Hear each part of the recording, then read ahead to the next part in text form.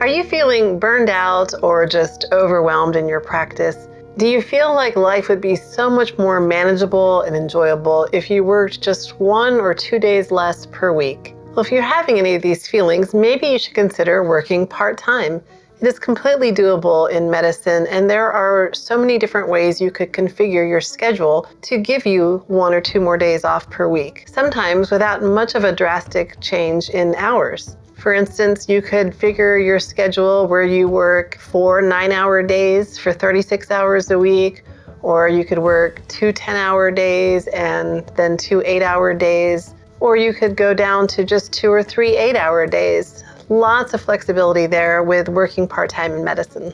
Now, most people's first instinct when you mention working part-time is that there is no way that they could afford to do that, afford to give up that extra income. And that may be true in some cases out there. I'm not suggesting that everyone can live on a part-time income, but as a PA or an NP, reducing your hours or even going to part-time, you still should be able to make $60,000, $70,000, $80,000 a year, which is still really good money. And so if you're honest, are you actually saying that you cannot live on that amount of money per year? So I urge you to sit down and really look at your finances, look at where your money is going. How many habits do you have right now that you really indulge in just as stress relief? Either stopping and buying food or Starbucks or going shopping or going on expensive trips or eating out a lot. Maybe if you reduce the stress in your life, you can reduce those things that you're spending money on.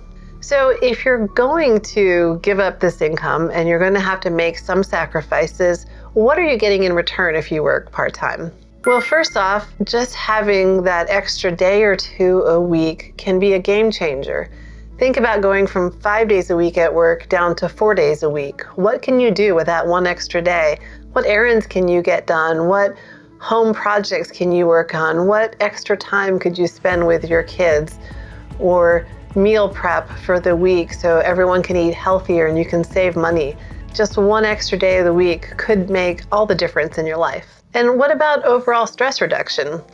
If you're working 1 or 2 days less per week, that means you're seeing less patients overall, which means in your job you have less follow-up to do, less labs coming in, less prescription refills. You have less patients to worry about at night, and you have fewer stressful situations that you're in on a daily basis. And of course, we all know that reducing stress leads to better physical and emotional well-being. And by going part-time, you are still having the opportunity to receive some professional fulfillment through your work. You're still able to interact with other people and have adult conversations, but your life has overall better balance. And how about this? If you are considering starting a business or want to work in a different specialty or want to get some skills so that you can work outside of medicine, working part-time will give you the opportunity to research, to make plans, and then to take action on those plans,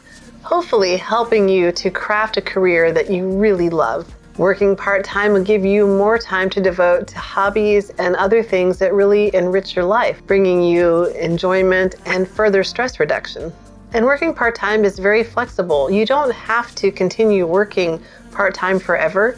You could pull back, work part-time for a little while, improve the areas of your life that you want to work on, or improve things in your work life that you just haven't had time to focus on, so that when you go back to full-time, you have renewed passion and vigor for your job.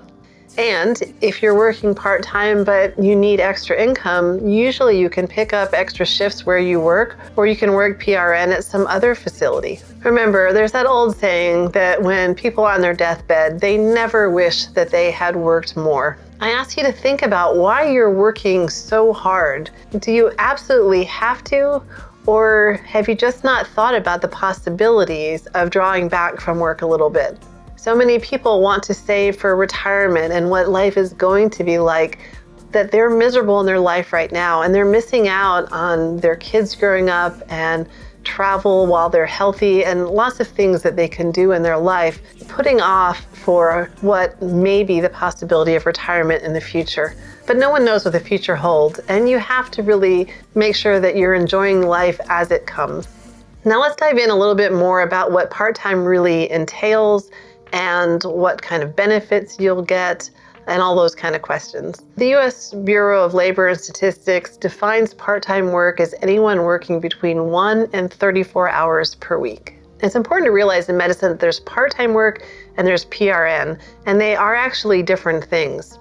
So when you work PRN, you don't have a set schedule. You're typically coming in when there's a need, and you're paid an hourly wage and you don't get benefits. And sometimes you're working as a 1099 contract employee. But when you work part-time, you have a set schedule and you are a regular employee of that practice. You're normally paid hourly, and sometimes you get benefits and sometimes you don't. And most of the time, that hourly wage that you get as part-time is equivalent to what your hourly wage would be as a full-time employee. Now, that would be if you are still going to continue to receive benefits. You have to realize that the total compensation package that employers pay for their employees is the hourly wage or the yearly salary plus benefits. And the benefits packages usually come to about 25 to 30% of the total compensation that employees are receiving. So that means for you, if you're going to go to an hourly wage, but your employer is not going to give you any benefits, then you should be receiving a higher hourly rate than an equivalent full-time employee to make up for some of the differences in losing the benefits. And from what I could read on forum posts and Facebook posts and things, the PAs and NPs that went to part-time work from full-time work really liked it. And one thing that they really liked is they didn't feel as much pressure to finish work at home. They billed for the actual hours that they worked. Now, do part-time employees often get benefits? Well, of course, that really depends on the benefits we're talking about and the employer. You should still be covered with basic benefits such as workman's compensation, unemployment insurance, Social Security, and malpractice insurance.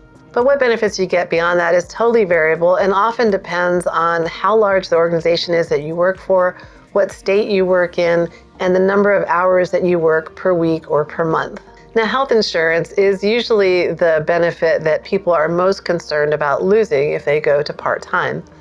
From the posts that I saw, many providers that went to part-time at their same organization were able to keep all of their health benefits. Some did have to pay a little bit higher premiums, but it didn't seem to be too bad. Now, of course, there were others, many others, who lost eligibility to receive any health insurance. And then, of course, they'd have to either go on their spouse's health plan or they'd have to find insurance on their own. Now, having worked locums for many years, I'm used to purchasing my own health insurance.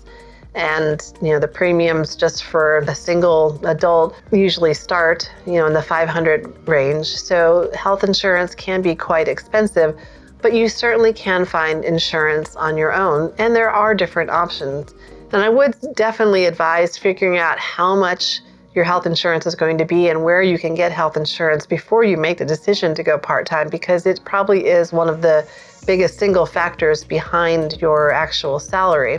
Now, another thing that you should be aware of is that under the Affordable Care Act, the shared employer responsibility provision says that employers that have 50 or more full-time equivalent employees must offer adequate and affordable health insurance to their full-time employees. Now, interestingly, under that provision, full-time employee means somebody that works 30 hours or more per week. So if you work for a large organization and you work more than 30 hours per week, technically you are supposed to be able to qualify for their health insurance, and they may face penalties if they don't offer that to you. So the main takeaway about health insurance is to know that it is expensive, to figure out what your options are before you make the decision to go part-time, and to make sure that you ask that of your employer if you would still be eligible, because you just never know. And there are some laws and provisions that they have to abide by. Of course, there's other benefits to consider, like your 401k plan. Based on some 2019 legislation, if an employer has a 401k plan, then any employee that works at least 1,000 hours a year must have eligibility to enter the 401k program. So if you work at least 24 hours a week and work at least 45 weeks of the year, you're going to get over 1,000 hours per year and should be eligible. And of course, employer-sponsored 401ks are not the only retirement plans out there. So there are a lot of options for people who are self-employed or don't have an employer plan. And as far as other benefits go, like PTO, sick time, holidays, and CME, those vary widely. There were many people that I saw in the comments that actually retained their full benefits, even though they went down in hours. Now, I wouldn't say that that's the norm. They're probably a little bit more of the exception, but it is possible. So what I saw a lot, though, that seems to happen more often is that when you reduce your hours by a certain percentage, then the benefits get reduced by a certain percentage. So for example, if you normally work a 40-hour week, that's considered full-time, and you get 100% of your benefits, like 100% of the PTO that's offered. But if you reduce your hours down, say you're going to work 3 8-hour shifts a week, and that comes out to 24 hours. 24 hours is 40% less hours than full-time.